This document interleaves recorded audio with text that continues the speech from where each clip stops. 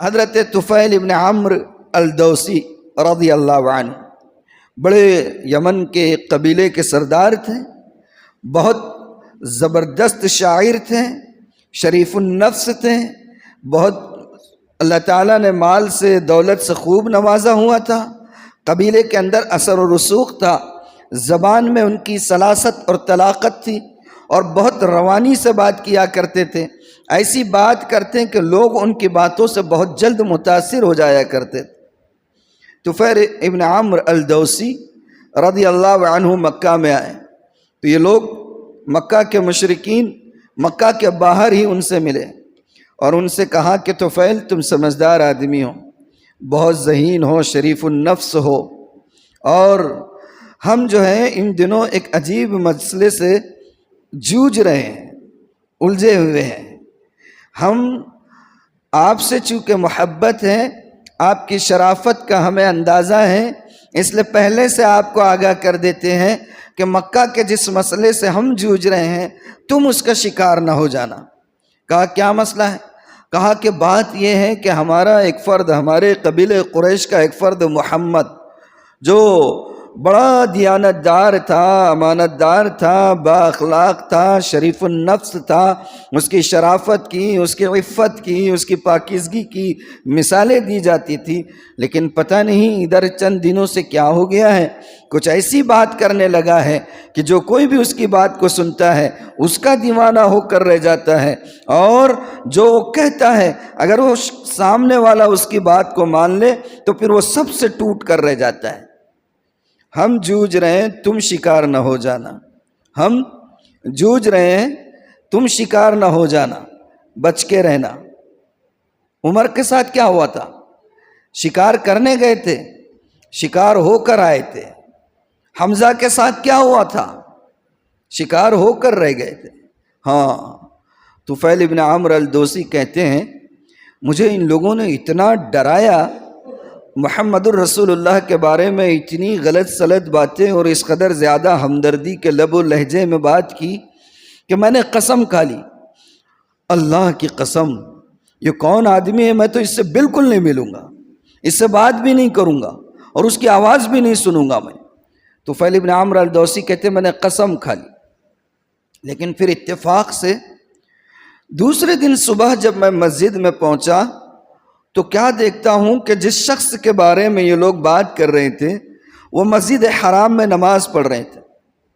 میں نے جیسی دیکھا کہ ارے یہ تو وہی ہے، میں نے فوراً روئی کان میں ٹھوس لی، روئی میں نے کان میں ٹھوس لی کہ کہیں ایسا نہ ہو کہ ان کی آواز میرے کان میں چلے جائے، اور یہ لوگ پہلے ہی بتا چکے ہیں کہ اس کی آواز اگر سن لے تو اس کا دیوانہ ہونا اور اس پر فریفتہ ہو جانا اور وارفتگی کا عالم پیدا ہو جانا یہ تو طے ہے۔ کہتے میں نے کان میں روئی ٹھوس لی، پھر ابھی اسی حال میں ٹکٹکی لگائے ہوئے ان کو دیکھ رہا تھا نماز پڑھتے ہوئے، تو میرے دل میں خیال آیا کہ طفیل تم ایک باعزت قبیلے کے فرد ہو، زبردست جو ہے شاعر ہو، قادر الکلام ہو، اور تمہارا اپنا ایک مقام ہے، سوجھ بوجھ کی صلاحیت تمہارے اندر ہے، باشعور ہو تم، لوگ تم سے اپنے امور میں اور اپنے کاموں میں مشورہ لیتے ہیں، تمہارا مقام تو یہ ہے، تم اپنے آپ کو اتنا ہلکا کیسے لے سکتے ہو کہ کسی کی ایک بات سن کر جو ہے اپنی رائے سے دستبردار ہو جاؤ گے؟ ایسا تو نہیں ہو سکتا ہے، اللہ نے تمہیں صلاحیت مند بنایا ہے تو مجھے ان کی بات سننی چاہیے، اگر بات اچھی لگی تو بات کر کے دیکھتے ہیں، اور اگر بات اچھی نہیں لگی تو پھر روئی ٹھوس لوں گا، پھر آگے بڑھ جاؤں گا، اب سننے کی ضرورت نہیں رہے گی۔ کہتے ہیں میں نے روئی نکال دیا، اور روئی نکال دیا اور جا کر قریب جب پہنچا تو مجھے اندازہ ہو گیا کہ میں تو سننا نہیں چاہ رہا تھا، لیکن اللہ نے فیصلہ کر رکھا تھا کہ طفیل کو محمد الرسول اللہ کی زبان سے اللہ کا کلام سنا کر رہیں گے۔ اللہ کا فیصلہ تھا یہ کہ طفیل کو اللہ کا کلام محمد الرسول اللہ صلی اللہ علیہ وآلہ وسلم کی زبان مبارک سے سننا ہوگا۔ کہتے ہیں اللہ کے رسول نماز پڑھ رہے ہیں اور آپ نے تلاوت شروع کی اور میں سنتا گیا، جھومتا گیا، سنتا گیا اور فریفتہ ہوتا چلا گیا۔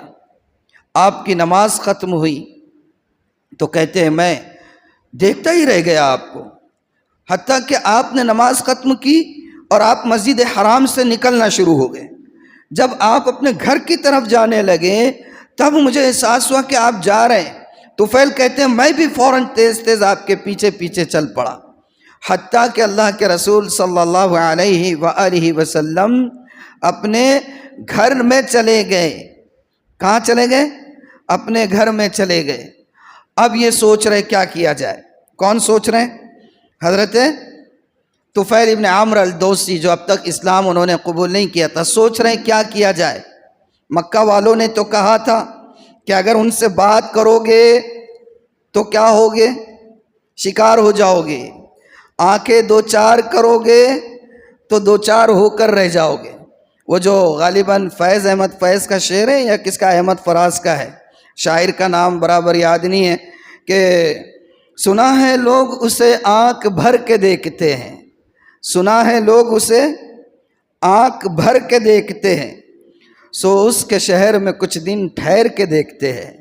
اس نے کہا تھا کہ سنا ہے لوگ اسے آنکھ بھر کے دیکھتے ہیں، سو اس کے شہر میں کچھ دن ٹھہر کے دیکھتے ہیں، سنا ہے بولے تو باتوں سے پھول جھڑتے ہیں، سنا ہے بولے تو باتوں سے پھول جھڑتے ہیں، یہ بات ہے تو چلو بات کر کے دیکھتے ہیں، یہ بات ہے تو چلو بات کر کے دیکھتے ہیں۔ طفیل ابن عمرو الدوسی کو خیال آیا کہ نہیں، بات کر کے دیکھنا چاہیے۔ کیا دیکھنا چاہیے؟ ہاں، بات کر کے دیکھنا چاہیے۔ تو بھی تو شاعر ہے طفیل، تو بھی تو قادر الکلام ہے، صاحب سمجھ ہے، صاحب شعور ہے، یوں ہی کسی کی باتوں میں آنے والا نہیں ہے۔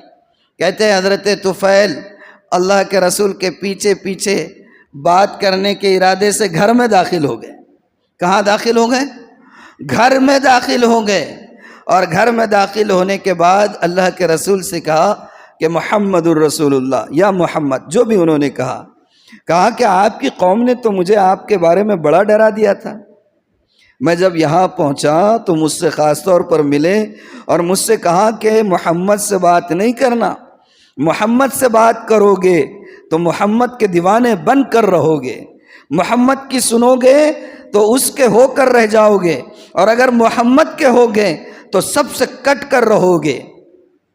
لیکن مجھے ایسا کچھ تو محسوس نہیں ہوا۔ ہاں، جو آپ پڑھ رہے تھے وہ مجھے بڑا اچھا لگ رہا تھا، میں بہت غور سے اس کو سن رہا تھا، اس لیے کہ میں خود بھی ایک شاعر ہوں، میں خود ایک شاعر ہوں، میں اپنا کچھ کلام سناتا ہوں آپ کو۔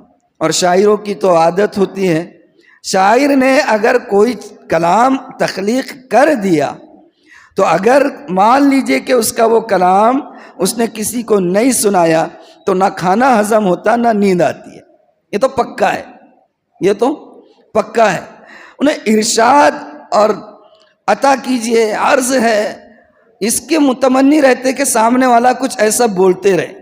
تو حضرت طفیل نے بھی کہا میں بھی شاعر ہوں، کہو تو کچھ سنا دوں، کہو تو کچھ سنا دوں۔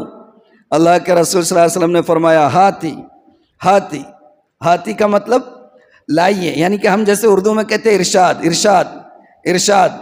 تو انہوں نے کہا کہ میں بھی شاعر ہوں، کہوں تو کچھ عرض کروں۔ اللہ کے رسول نے فرمایا ہاتھی، آپ نے فرمایا ارشاد، ارشاد۔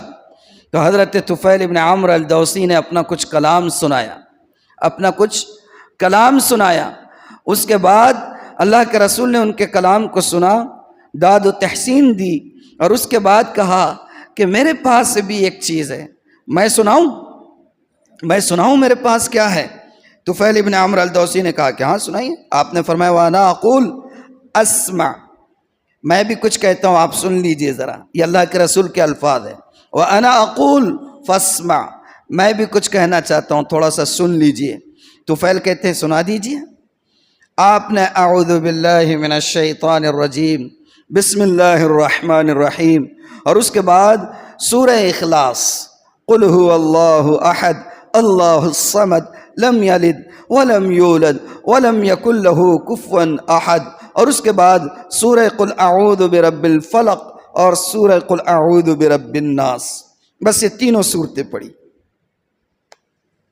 میں نے کہا کہ بات کر کے دیکھتے ہیں، مطلب یہ کہ بات کر کے دیوانے ہوتے ہیں، بات کر کے فریفتہ ہو جاتے ہیں۔